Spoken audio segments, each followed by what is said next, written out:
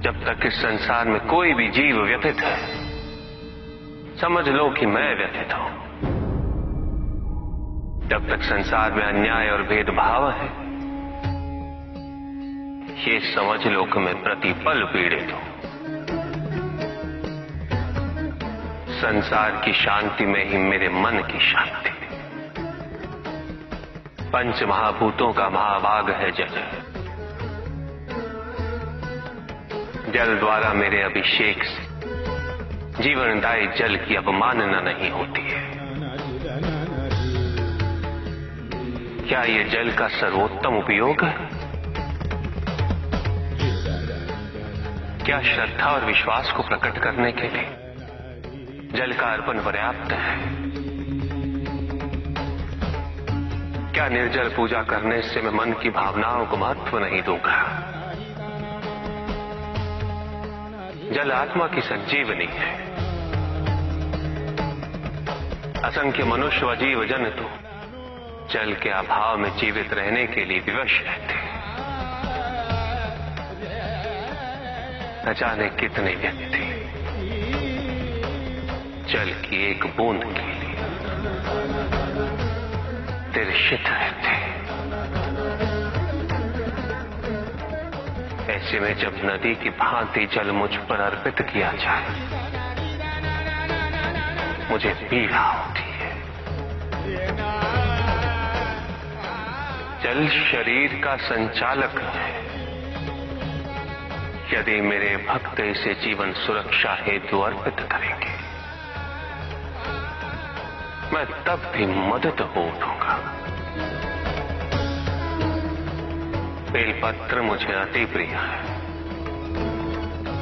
ये मेरा संताप हरते हैं।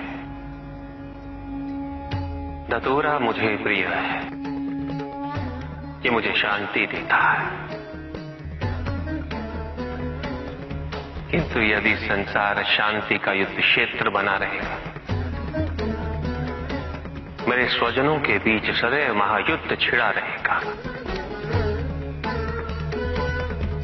तो मात्र धतूरा और बेलपत्र अर्पित करने से मेरे मन को शांति कैसे मिल जाएगी?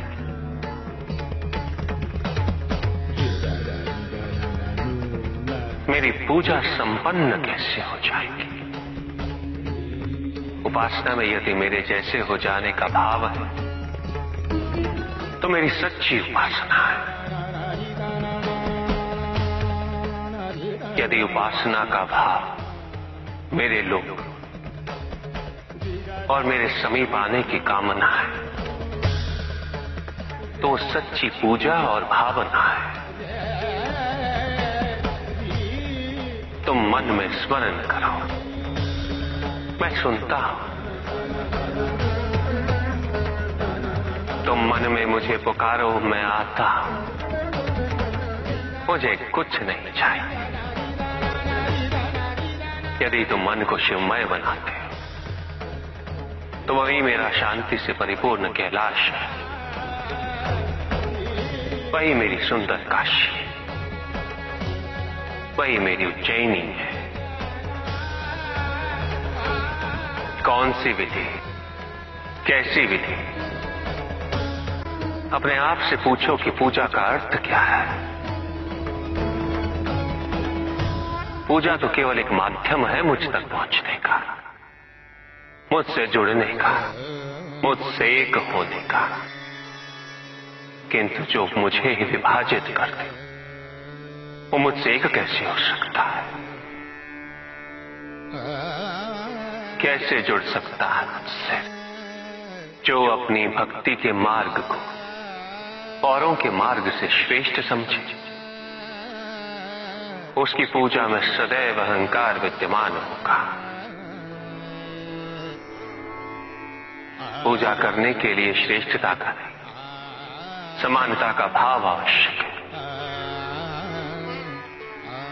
समानता केवल उनमें ही आ सकती है जिनका मन अपने आराध्य के प्रति समर्पित है।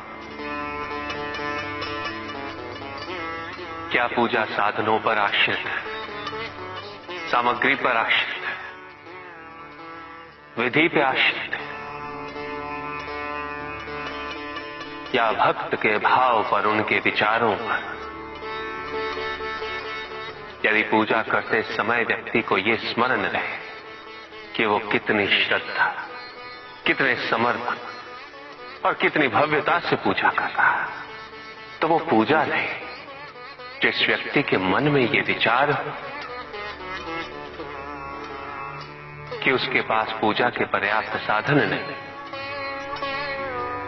तो पूजा उसकी भी सच्ची नहीं होती। पूजा तो केवल वही सच्ची है जब भक्त के मन में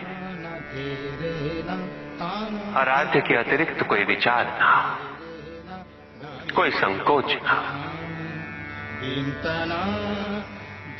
भक्त को यह अनुभूति हो कि वो अपने आराध्य से पृथक नहीं, उसके आराध्य उससे पृथक नहीं। और जो भक्त ऐसा सोचेगा वो भक्ति के अन्य मार्गों का भी सम्मान करेगा।